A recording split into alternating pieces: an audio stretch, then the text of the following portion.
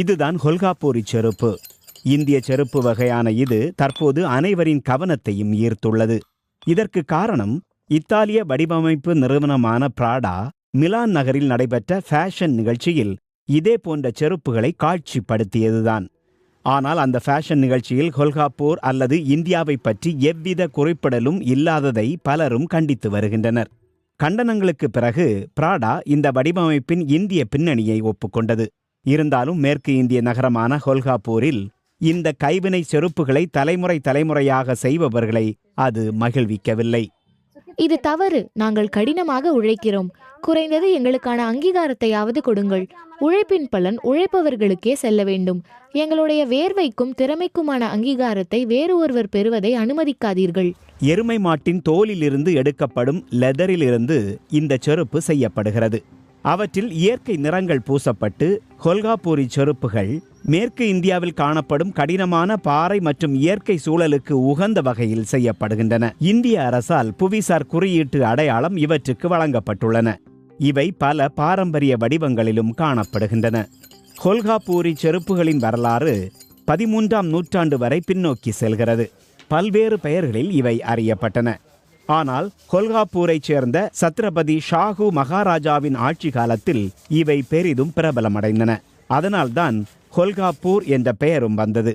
சத்ரபதி ஷாஹு மகாராஜா தொழிலாளர்களை ஊக்குவித்து தோல் மேம்பாட்டு நிலையங்களை நிறுவினார் மற்றும் கொல்காப்பூரி செருப்புகளின் உற்பத்தியை ஊக்குவித்தார். சத்ரபதி ஷாஹு மகாராஜ் கொல்காப்பூரி செருப்புகளை அணிந்திருக்கும் புகைப்படங்கள் இன்றும் இருப்பதை நாம் பார்க்கலாம். அந்த புகழும் பாரம்பரியமும் அப்போது தொடங்கியது. இந்த செருப்புகளை எங்கும் போலி வடிவத்தில் உருவாக்க இயலாது. இயந்திரங்களால் உருவாக்கவே முடியாது. ஒரிஜினல் கொல்காப்பூரி செருப்புகள் முற்றிலும் கையால் செய்யப்படுகின்றன.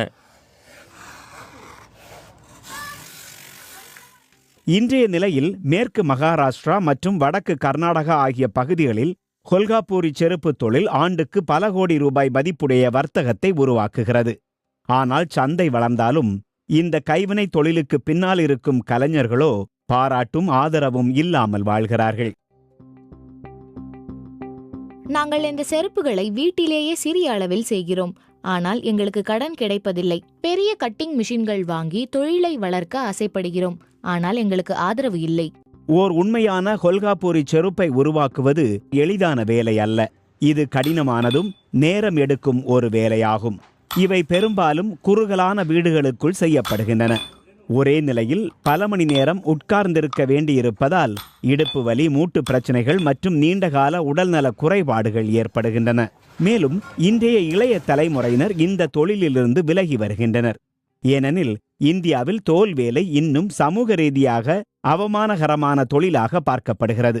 இந்த தொழிலுக்கு எவ்வளவு கலை, திறமை தேவைப்படுவதாக இருந்தாலும் பெரும்பாலும் இதற்கு மதிப்பளிக்கப்படுவதில்லை.